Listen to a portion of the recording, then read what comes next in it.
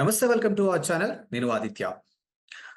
వైఎస్ఆర్సీపీ అధినేత మాజీ ముఖ్యమంత్రి జగన్మోహన్ రెడ్డి పిఠాపురం వరద బాధితులు కలవడానికి పిఠాపురం నియోజకవర్గం అయితే వెళ్లారు. మరి అక్కడికి వెళ్ళి కూడా ఆయన ఆ నియోజకవర్గం ఎమ్మెల్యేటువంటి పవన్ కళ్యాణ్ గారిని పాపం పవన్ కళ్యాణ్ అన్నారు తప్పితే అక్కడ కూడా ఆయన టార్గెట్ అంతా చంద్రబాబు నాయుడు అన్నట్టుగా ఆయన మాట్లాడినటువంటి వ్యాఖ్యలు బట్టి మనకు అర్థమవుతుంది. మరి ఆయన పవన్ కళ్యాణ్ గారిని పాపం అని ఎందుకు అన్నారు? ఇంకా కూడా చంద్రబాబు నాయుడిని ఎందుకు టార్గెట్ చేస్తున్నారు? ఇలాంటి ఎన్నో అంశాల గురించి తెలుసుకునే ప్రయత్నం చేద్దాం. సో ప్రస్తుతానికి మనతో పాటు లైవ్ లో ఉన్నారు ప్రముఖ టీడీపీ అధికార ప్రతినిధి ఉప్పలపాటి శ్రీనివాస్ చౌదరి గారు. సో సార్ అడిగి మన విషయాలు తెలుసుకుందాం. సార్ నమస్కారం సార్. నమస్తే నమస్తే సార్ అది చెప్పండి. పిఠాపురం నియోజకవర్గం వెళ్ళినటువంటి వైఎస్ఆర్సీపీ అధినేత జగన్మోహన్ రెడ్డి అక్కడికి వెళ్ళి పాపం పవన్ కళ్యాణ్ అన్నారు కానీ అంటే ఆ మాటలు బట్టి మనం అర్థం చేసుకోవచ్చు ఆయన టార్గెట్ అంతా ఇంకా కూడా చంద్రబాబు నాయుడు అన్నట్టుగానే స్పష్టంగా కనిపిస్తుంది. మరి పాపం పవన్ కళ్యాణ్ అనే వర్డ్ ఎందుకు యూజ్ చేశారు ఆయన అసలు? మొదట మీకు మన ఉల్ఫ్ టీవీ ప్రేక్షకులకి తెలుగుదేశం పార్టీ తరఫున మొదట నమస్కారాలు. పాపం పసివాడు సినిమా చూసుంటాడే ఉంటుంది. ఎందుకంటే ఈ మధ్యకాలంలో ఓడిపోయిన తర్వాత జగన్మోహన్ రెడ్డి గారికి లండన్ నుంచి మందులు రావడం మానేశారు. ప్రతి 6 నెలలకు ఒకసారి లండన్కి వెళ్ళి మందులు తెచ్చుకుంటున్నాడు. అవి ఎందుకో ఈ మధ్య పాస్పోర్ట్ సీజ్ అవ్వడం, ఆ పాస్పోర్ట్ అందకపోవడం, లండన్కి పోకపోవడం వల్ల రివర్స్ అయింది చిప్.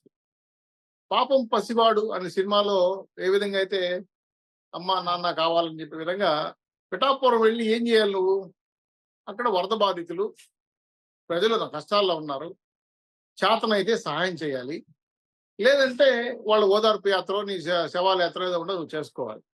అంతేగాని అక్కడ కూడా అమ్మా ముందుకు రా, దగ్గరికి రా, నీ 10,000 అందిందా, నీకు నీకు నీకు 15,000, చిన్నమ్మ నువ్వు ఇటురా ముందుకు రా, నీకు 15,000, నీకు 15,000, నీకు 15,000.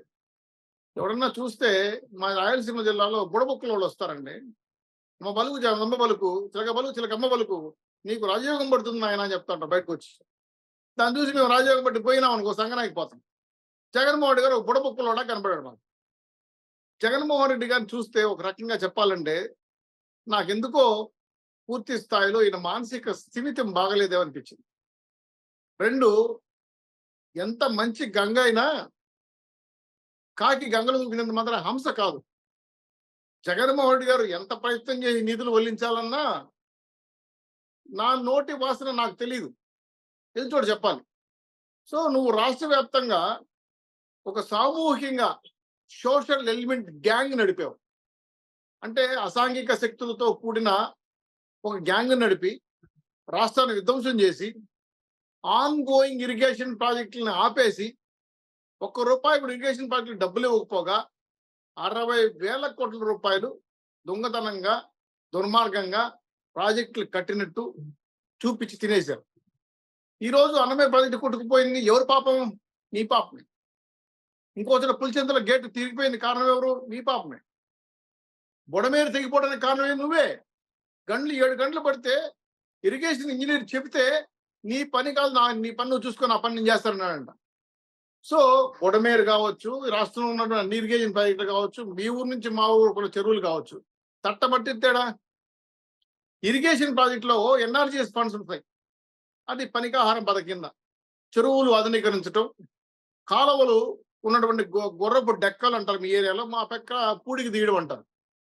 ఇవన్నీ తీపిచ్చేదానికి నిధులు మెయింటెనెన్స్ అంటారు. ప్రతి సంవత్సరం కొంత నిధులు R&B తరఫున, రెవెన్యూ తరఫున ఇరిగేషన్ ప్రాజెక్టుకి అలికేట్ చేస్తారు డబ్బులు.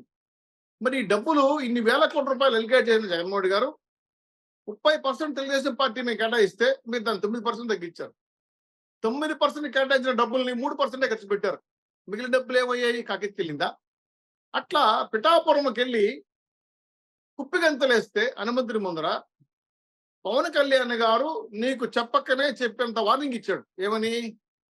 నేను అసెంబ్లీ గేట్ను కూడా తాకనేను, 4 పెళ్లిళ్ళు చేసుకున్న పవన్ కళ్యాణ్ గారిని అసెంబ్లీకి రానేను, అసలు నువ్వు 1 సీటు కూడా గెలవలేదు, 2 సీట్లు ఓడిపోయావని హేళన చేసిన పవన్ కళ్యాణ్ గారిని దమ్సెట్ మెజార్టీతో గెలిపించి జగన్మోహన్ రెడ్డి గారి ఎన్నులో వణుకు పుట్టించాడు పవన్ కళ్యాణ్ గారు.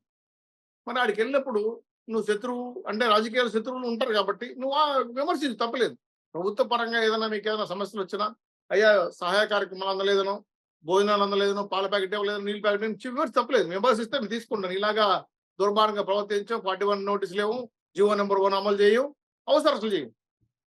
అది చేయకుండా జగన్మోహన్ రెడ్డి గారు మాట్లాడుతుంటే పక్కన వంగా గీత గారు ఆశ్చర్యంగా చూశారు. అంటే ఆ అభ్యర్థిగా పోటీ చేసింది, నువ్వు వచ్చిందేమి, నువ్వు చేస్తున్నదేమి, సావుకు ఒకే మేళము, పెళ్లికి ఒకే మేళము, శుభముహూర్తానికి ఒకే మేళం, ఒకే మేళం కొడుతుంటే ఎకిళ్ళు లేకుండా ఆమె ఎదుగురానైనా ఈ మహానుభావుని పిలిపించావు ఈ పిఠాపురం నియోజకవర్గానికి, నాకు వచ్చిన 6% 3% ఓట్లు పోగొట్టే పరిస్థితి ఏర్పడతాను అని చెప్పి ఆమె ఫీలింగ్స్ పైన మీరు ఆ వీడియో కానీ చూస్తే బయట కనబడుతుంది నీట్గా.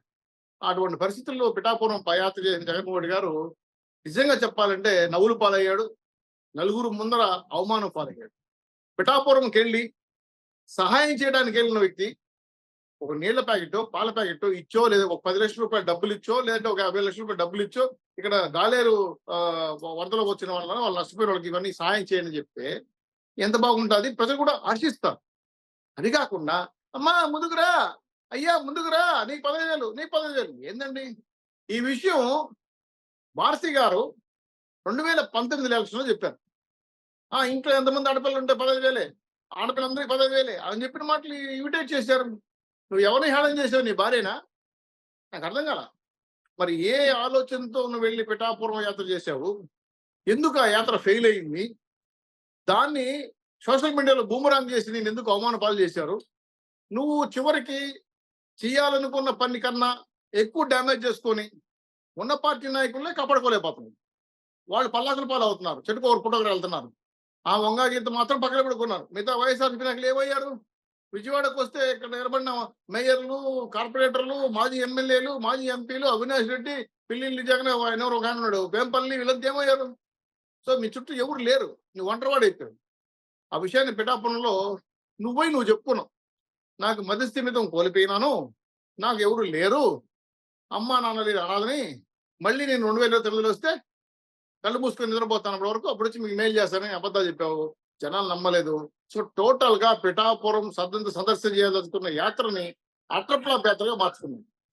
ఈ అట్రప్లాప్ యాత్ర చూసి వైఎస్ఆర్సీపీ నాయకులు ఆలోచనలు పడిపోయారు. ఊరు నాయకులు ఎంత ఉంటే మేము పుట్టుమని పోదాం, ఏదో ఒక దారి ఎత్తుక్కోవాలని చెప్పి పిఠాపురం యాత్ర అయిన తర్వాత ఆలోచనలు మారిపోయి వాళ్ళు ఏదో పార్టీలో వెళ్ళిపోయే ఆలోచనలు ఉన్నారు.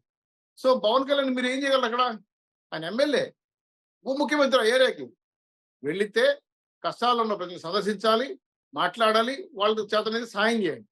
అడిగిపోయి వ్యంగ్యాస్త్రాలు ఎడిపోయింది. పక్కన పోటీ చేసిన గతంలో పోటీ చేసిన అభ్యర్థి చూసి బాధపడడం ఏంది? కార్యకర్తలు అక్కడేందండి నాకు అర్థం కాలేదు. నా సబ్జెక్టు కరెక్షన్ ఉన్న ఏదో సినిమా అనుకుంటా, అందరూ ఏడుస్తుంటే అందులో ఉన్న వీళ్ళని నవ్వుతూ ఉంటాడు. అదొక శాడిజం ఉన్నాడు. చుట్టుపక్కల నీ కార్యకర్తలంతా జై జగన్ జై జగన్ ఆడికిపోయేవండి. కష్టాలు ప్రజలకు పోతే జై జగన్ కావాలా? మళ్ళా కమింగ్ సీఎం అంట, సీఎం జగన్ సీఎం జగన్. ఏది సరే పిచ్చికి పరాకాష్ట, పిచ్చికి పరాకాష్ట. అట్టే దగ్గరలో ఉన్న ఎరగడ్డ హాస్పిటల్కి పోతే మేము హ్యాపీ ఫీల్ అయ్యేవాడు. ఏమన్నా చిప్పు దొబ్బిందో చూసుకుంటారు.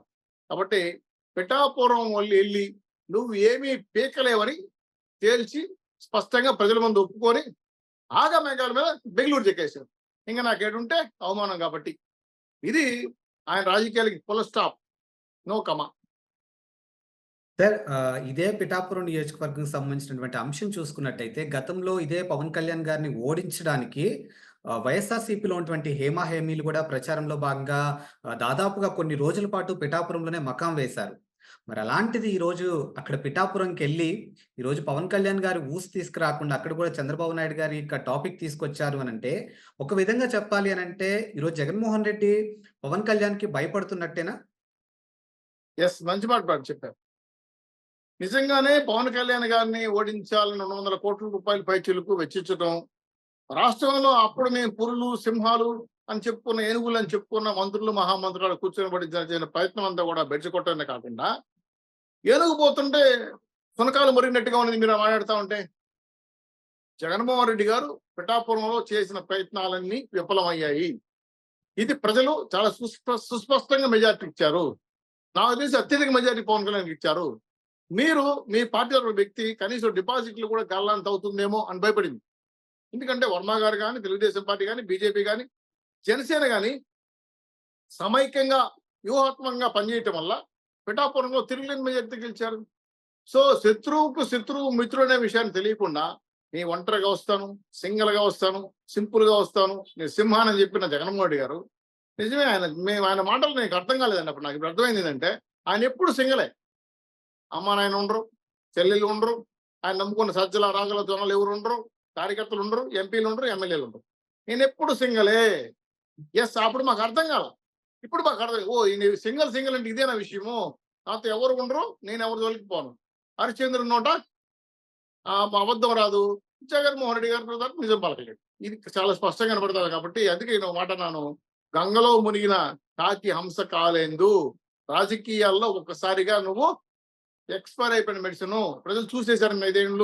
5 ఏళ్ళు ఈ పరిపాలన చూసి భయపడిపోయి భయభ్రాంతులకు గురయ్యి ఒక రకంగా మహేష్పతి సామ్రాజ్యం ఊపిరించుకున్నట్టు అమ్మా స్వామి నువ్వు వద్దురా ఆయన రాష్ట్రానికి తరిమేసి 11 సీట్లు పరిమితం చేశారు.